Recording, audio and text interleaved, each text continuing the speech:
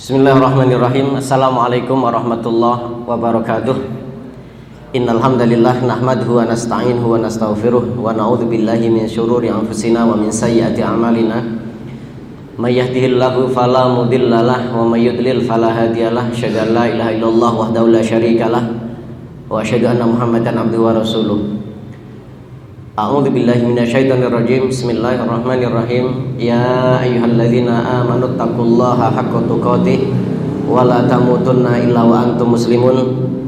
Ya ayyuhan nasu taqu rabbakumul ladzi khalaqakum min nafsin wahidah wa khalaqa minha zawjaha wa bassa minhuma rijalan katsiran wa nisaa'a wattaqullaha alladzi tasaaluna bihi wal arham innallaha kana 'alaikum raqiba. Ya ayyuhalladzina amanu taqullaha wa qulu qawlan sadida yuslih lakum a'malakum wa yaghfir lakum dzunubakum wa may yuti'illaha wa rasulahu faqad faza fawzan 'azima. Amma ba'd. Fa inna asdaqal hadithi kitabullah wa khairul hadyi hadyu Muhammadin sallallahu alaihi wasallam wa syarrul umuri muhdatsatuha wa kullu muhdatsatin bid'ah wa kullu bid'atin dhalalah wa kullu dhalalatin finnar. Kaum muslimin yang dirahmati Allah Subhanahu wa taala, puji syukur kehadirat Allah Subhanahu wa taala. Pada kesempatan kali ini Allah Azza wa Jalla mempertemukan kita dan insyaallah kita akan membahas tentang doa. Diawali dengan bab yang pertama, yaitu keagungan doa. Doa secara bahasa tentunya ada dua ya, yang umum. Yang pertama adalah meminta, memohon. Kemudian yang kedua adalah puji-pujian. Sehingga terkadang doa berisi puji-pujian. Sebagaimana ketika Nabi Yunus alaihissalam terjebak di dalam kegelapan laut, kegelapan perut ikan, ya, kedalaman laut, maka beliau berdoa kepada Allah Subhanahu wa taala tanpa meminta apa-apa. Tapi Allah Subhanahu wa taala tahu bahwa hambanya sedang ada dalam kesulitan dan hambanya telah mengakui bahwa hambanya telah melakukan kealpaan dan hambanya meminta pertolongan, dan Allah Subhanahu wa taala ijabah ketika Nabi Yunus mengatakan la ilaha illa anta subhanaka inni kuntu minaz zalimin. Pun demikian ketika Nabiullah Adam alaihissalam bersalah dalam ketergelinciran kecil yang dilakukan oleh Nabiullah Adam alaihissalam. Ketika Nabiullah Adam alaihissalam kemudian memanjatkan Rabbana dzulamna anfusana wa illam taghfir lana wa tarhamna lanakunanna minal khasirin, dengan penuh kerendahan hati beliau melakukan i'tiraf, mengaku telah bersalah kepada Allah Subhanahu wa taala. Dia memberikan pujian kepada Allah Subhanahu wa taala, dan Allah Subhanahu wa taala memberikan ijabah berupa ampunan. Ditinggikan kembali kemuliaan yang sebelumnya sudah disandang sebagai manusia. Dijadikannya khalifah walaupun menjalankan akibat dari perbuatan salahnya. Allah Subhanahu wa taala mengampuninya, mengembalikan kemuliaannya, diturunkan ke bumi. Allah Subhanahu wa taala jadikan manusia dengan berbagai kemuliaan yang lain. Allah Subhanahu wa taala juga jadikan sebagai khalifah. Pun demikian doa masalah atau doa permintaan, banyak contoh-contohnya ya. Sebagai contoh salah satunya di dalam hadis panjang di mana ada 3 orang yang terjebak ke dalam gua. Masing-masing berdoa kepada Allah Subhanahu wa taala jikalau dia melakukan amal soleh yang pernah dia perbuat, baik mereka yang melakukan menunaikan amanahnya, kemudian mereka yang menjauhi dosa karena takut karena Allah Subhanahu wa taala, kemudian dia meminta kepada Allah Subhanahu wa taala, apabila amalku itu ikhlas karenamu, maka bukakanlah pintu gua ini, bergeserlah gua tersebut. Ada doa masalah, ada doa ibadah, puji-pujian kepada Allah Subhanahu wa taala. Lalu Apa saja keagungan doa? Yang pertama, doa adalah ibadah. Doa adalah ibadah. Ketika kita minta kepada Allah Subhanahu wa taala, Rabbi firli dzunubi atau Rabbi firli wali walidayya warhamhuma kama rabbayani shaghira, Rabbi irhamhuma kama rabbayani shaghira, inni as'alukal huda wat tuqa wal afafa wal ghina. Ketika kita minta inni as'aluka ilman nafi'a wa rizqan thayyiba wa amalan mutaqabbala, maka berarti kita sudah beribadah kepada Allah Subhanahu wa taala. Berdoa, memohon atas hasil keimanan kita kepada Allah Subhanahu wa taala bahwa Allah yang Maha memberi. Allah Subhanahu wa taala yang mampu untuk mengijabah apa yang kita inginkan. Allah Subhanahu wa taala yang mampu melakukan segala-galanya, yang memiliki segala-galanya. Maka dari situlah kemudian kita mintanya kepada Allah Subhanahu wa taala. Ini ibadah yang sangat agung, yaitu berdoa, pengakuan seorang hamba, pengakuan seseorang akan keagungan Robnya. Robnya memiliki semuanya. Robnya lah yang bisa melaksanakan kehendaknya, mengijabah apa yang dia inginkan. Di sepertiga malam, di saat ada seseorang yang dalam sekian tahun belum diberikan momongan, minta kepada Allah Subhanahu wa taala.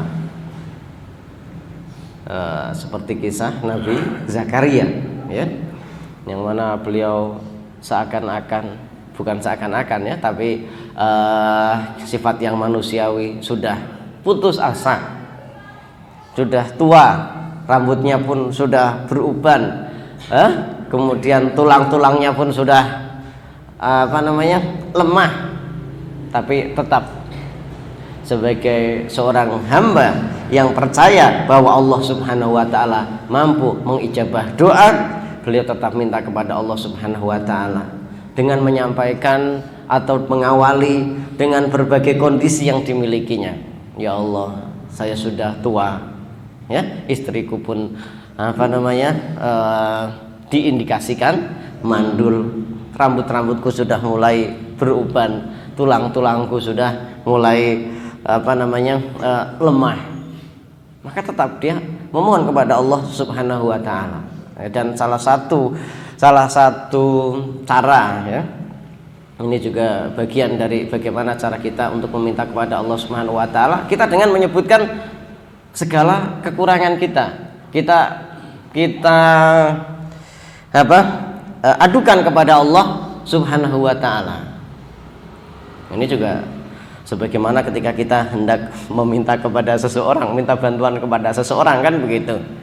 Ini saya dari jauh nggak bawa bekal, cuaca panas, gitu kan, tenggorokan kering. Oh, berarti ini orang memang butuh, benar-benar butuh untuk diberikan minum.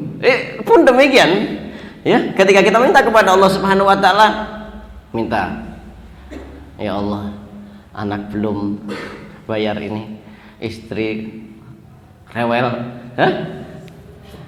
mertua juga bolak-balik ke rumah sakit, orang tua juga sudah pada sepuh, sudah tidak bisa memenuhi kebutuhannya, sementara penghasilan segini-gininya. Ya Allah, keluarkan aku dari kondisi seperti ini, saya sudah tidak kuat lagi seumpama. Minta kepada Allah Subhanahu wa taala, ya Allah, atas belas kasih-Mu aku minta kepadamu, Engkau keluarkan dari kondisi ini.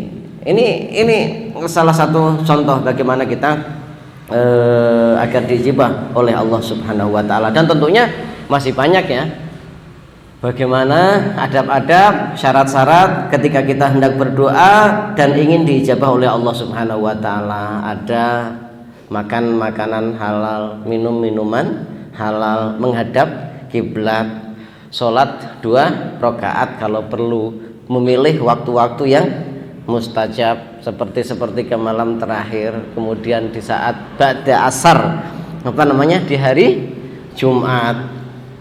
Kita ada dalam safar, kita awali dengan hamdalah, kita awali dengan sholawat atas Nabi. Ini itu beberapa adab cara untuk meminta kepada Allah Subhanahu wa taala agar doa kita diijabah. Doa adalah ibadah, sebuah pengakuan seorang hamba bahwa dia adalah makhluk yang lemah, dan pengakuan bahwa dia memiliki Rabb yang maha perkasa, maha segala-galanya, memiliki segala-galanya, dan maha Rahman, maha Rahim, maha mengijabah apa yang diinginkan hambanya.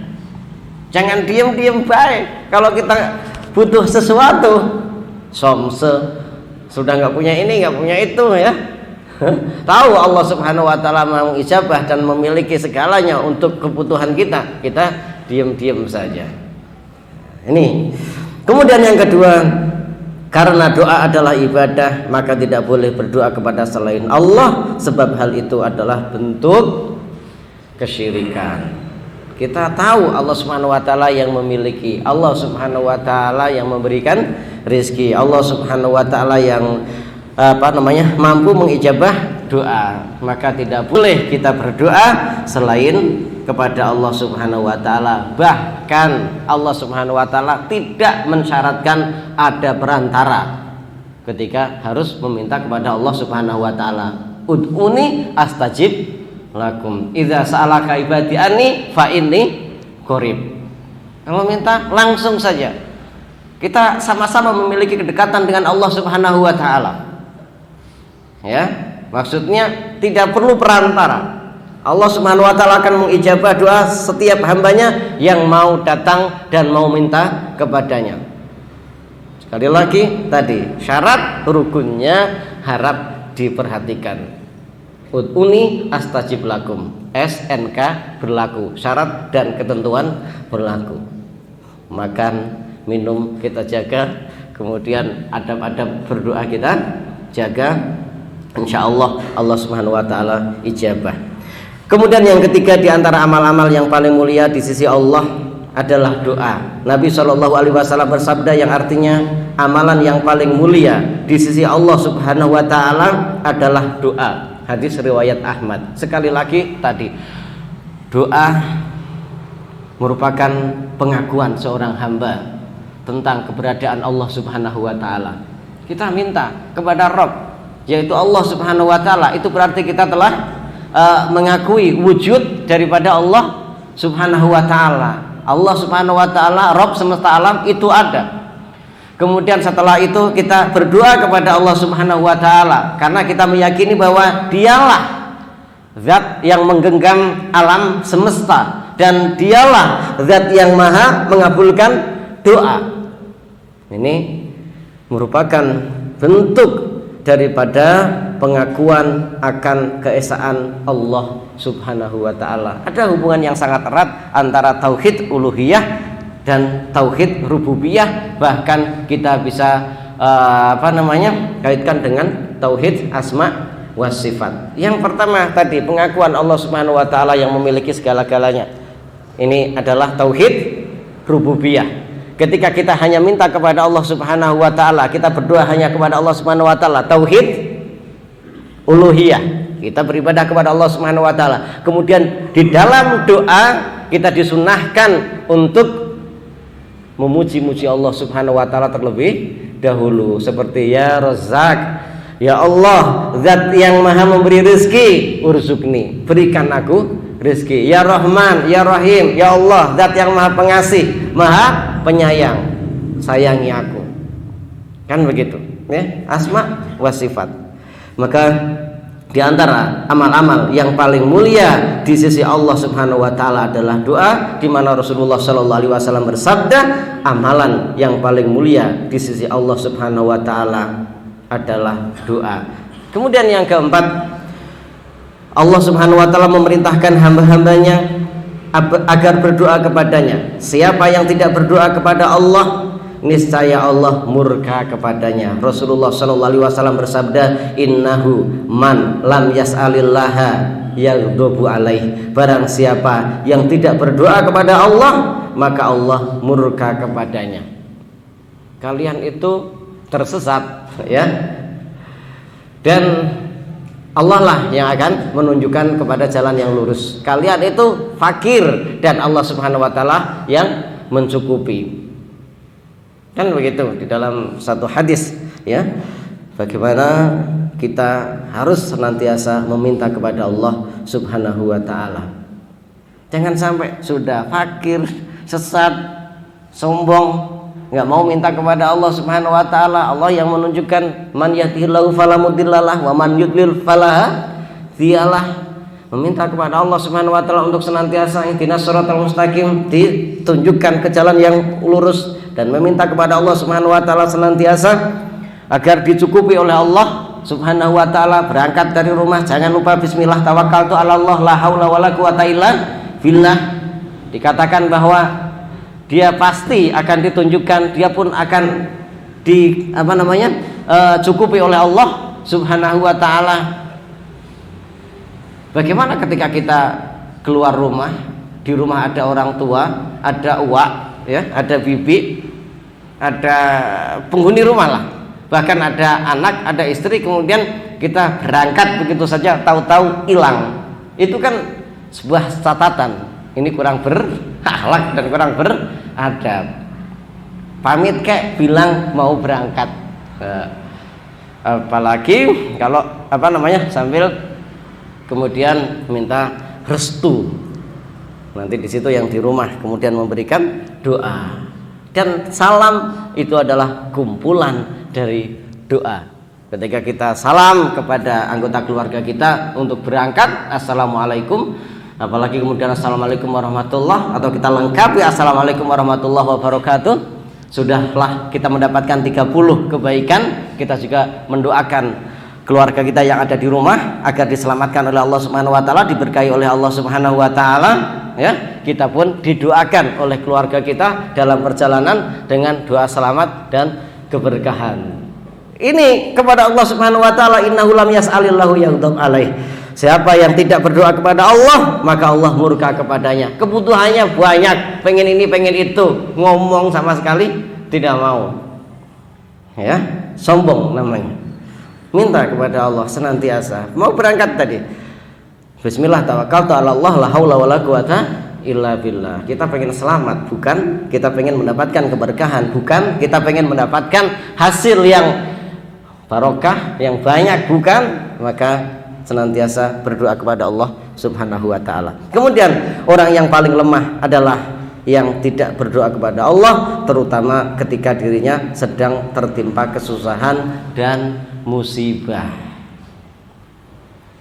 Orang yang lemah, keselamatan milik Allah Subhanahu wa taala, pertolongan dari Allah Subhanahu wa taala. Kemudian kita tidak pernah minta keselamatan dan tidak pernah meminta pertolongan kepada Allah Subhanahu wa taala.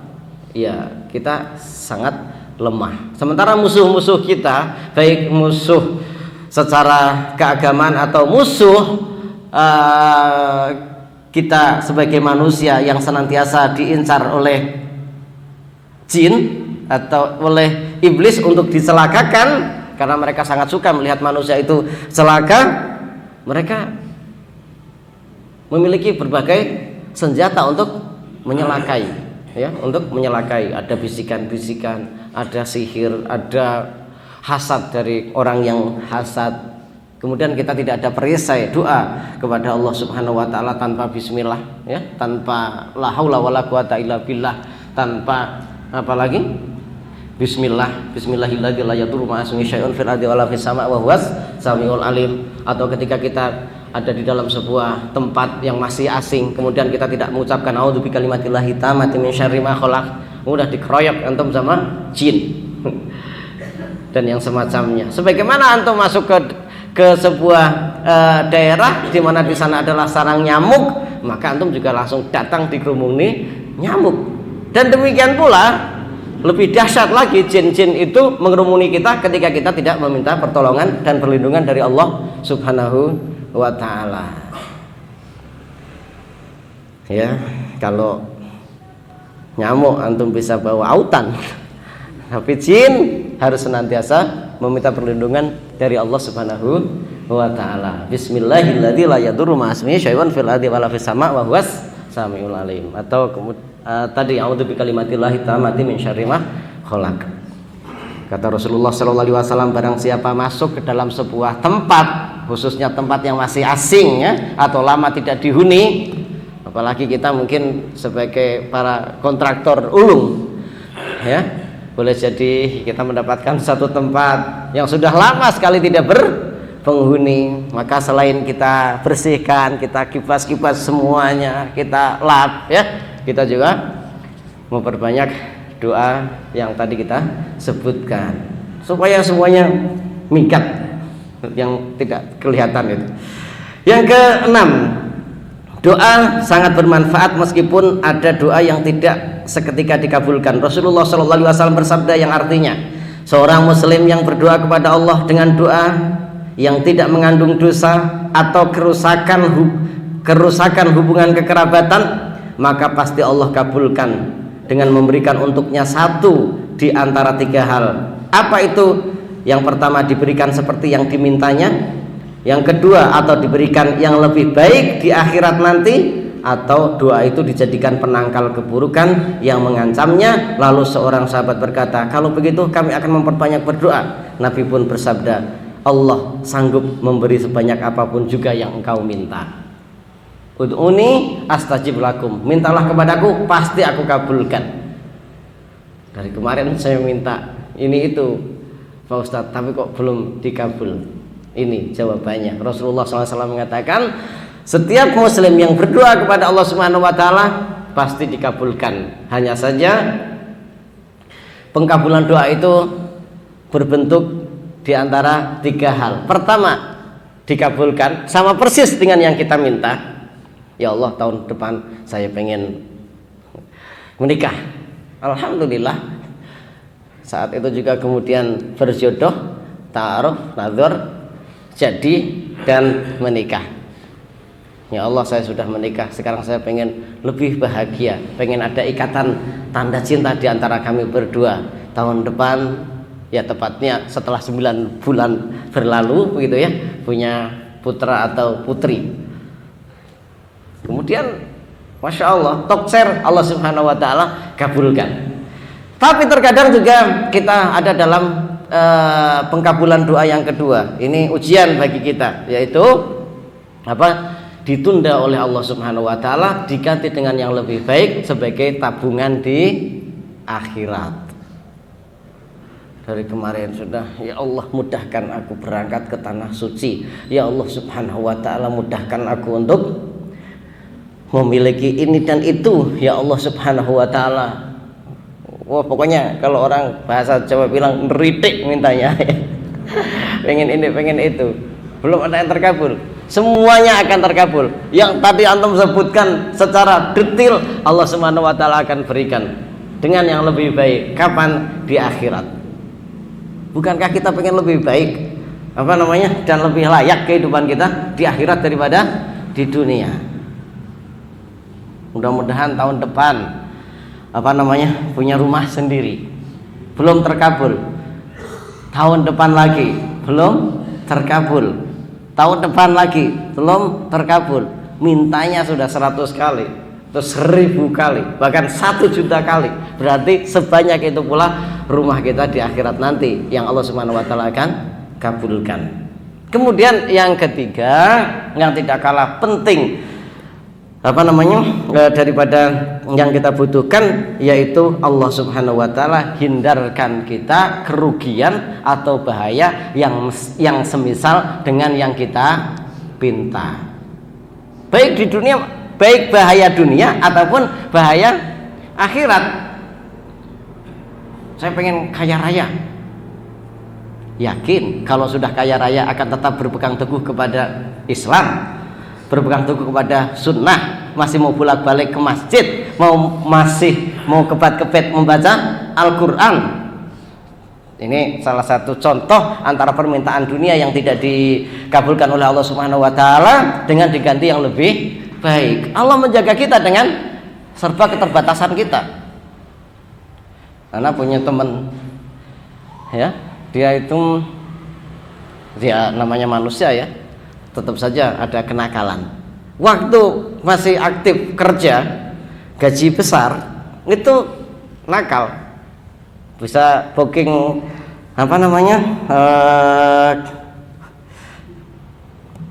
laki-laki atau perempuan begitu ya, kalau memang ini ceritanya perempuan itu setelah sekarang sudah lebih baik hidupnya, dan salah satunya adalah kenapa sekarang sudah jauh berubah, sudah nggak punya duit, sudah bokek katanya, nggak ada cicisnya. Inilah salah satu bagian atau contoh daripada ketika kita ada dalam keterbatasan, ternyata Allah Subhanahu wa taala memberikan penjagaan kepada kita. Ketika kita sudah mulai beranjak dewasa, kemudian kekuatan kita semakin berkurang, nafsu kita berkurang, ya, itu pun adalah salah satu penjagaan dari Allah Subhanahu wa taala. Kenapa? Makin tua kita seharusnya makin mawas diri, makin tua kita semakin muhasabah kepada Allah Subhanahu wa taala, dan makin tua harus memperbaiki diri. Dengan salah satunya adalah dilemahkan oleh Allah Subhanahu wa taala di banyak hal dari diri kita. Cari uang sudah enggak segesit yang dulu.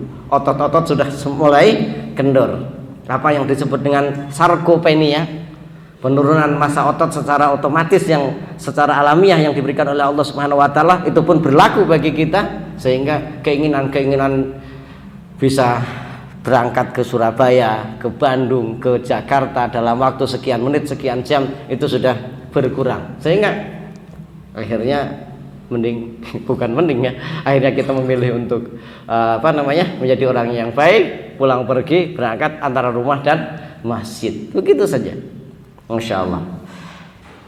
Ada 3 bentuk Allah Subhanahu wa taala mengijabah doa kita. Kemudian yang ke-7, memperbanyak doa pada hakikatnya adalah memperbanyak ibadah dan kebaikan. Seorang hamba pasti akan mendapatkan kebaikan dari doanya tersebut. Kita harus beriman. Maksudnya kita harus yakini ini.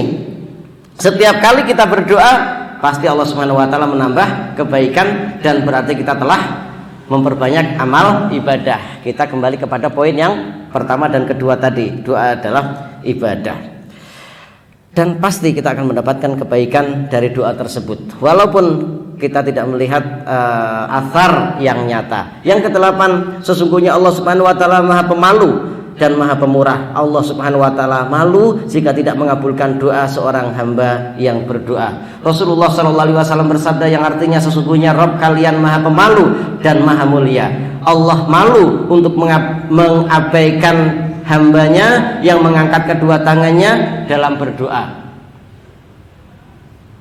Sudah ngomong panjang, ya Allah kebutuhan saya banyak, anak juga alhamdulillah bulan depan lahir lagi insya Allah, berarti 7, dan pastinya kebutuhan bertambah, begitu kan? Dan yang sekarang yang nomor 3 tahun depan lulus TK masuk SD, berarti tambah lagi SPP-nya, dan uang sakunya pun bertambah. Panjang kita sudah minta kepada Allah Subhanahu wa taala. Maka Allah Subhanahu wa taala malu mendengar hambanya yang sudah menyampaikan berbagai dengan proposal yang begitu panjang tidak diijabah. Tentunya kembali tadi kepada bentuk-bentuk yang Allah Subhanahu wa taala ijabah doa kita. Kalau kita datang, teman kita minta tolong, ya, dan kita ada dalam waktu luang, tenaga kita ada, uang ada, kita kan malu. Allah Subhanahu wa taala lebih dari kita. Allah Subhanahu wa taala pemalu, ya, ketika ada yang datang mengadakan tangan meminta kepadanya dan pulang dengan tangan hampa. Kemudian yang ke berapa? 9, ya. Seseorang yang enggan berdoa kepada Allah berarti ia adalah orang yang sombong dan akan menjadi orang yang hina di neraka. Allah Subhanahu wa taala berfirman yang artinya, berdoalah kalian kepadaku, niscaya akan aku kabulkan doa kalian. Sesungguhnya orang-orang yang menyombongkan diri dari berdoa kepadaku akan masuk neraka jahanam dalam keadaan hina. Yang ke-10, hendaknya seorang muslim bersungguh-sungguh dalam berdoa dan yakin doanya akan dikabulkan. Kalau kita berdoa yakin bahwa Allah Subhanahu wa taala akan mengabulkan. Rasulullah SAW bersabda yang artinya ketika berdoa janganlah kalian berkata ya Allah ampunilah aku jika engkau menghendaki, ya Allah rahmatilah aku jika engkau menghendaki. Hendaklah ia tegas dalam berdoa karena tidak ada seorang pun yang pantas untuk memaksa Allah Subhanahu wa taala. Kenapa kita malu-malu kepada Allah Subhanahu wa taala? Kenapa kita merasa kalau saya mintanya sungguh-sungguh emang dikasih, kan udah dibilang mau dikasih ya.